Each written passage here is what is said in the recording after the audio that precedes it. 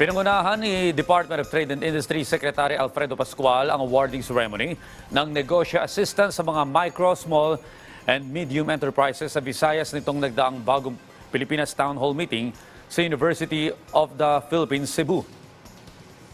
Dito ay kinilala ang mga MSME beneficiaries ng mga programa ng DTI kung saan nirelease nito ang mga approved loans nito sa ilalim ng Rise Up program na makapagbibigay ng accessible financing para tulungan ang mga negosyo na makabangon at umunlad.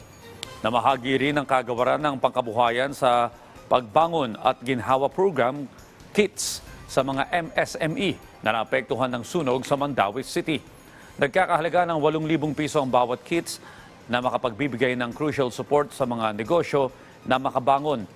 Dito rin ay inanunsyo ng DTI ang paglulunsad ng Tindahan Mo, I-Level Up Mo, na isa ring Sari-Sari Store Advancement Program na layong mapabuti ang kakayahan ng higit 1 milyong sari-sari store sa buong bansa.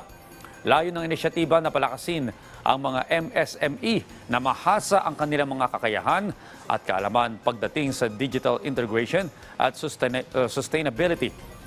Bukas ito sa lahat ng mga sari-sari store owners kung saan kabilang sa programa ang buwanang webinars at community discussion sa mga negosyo center para pasiglahin ang paglago at competitiveness.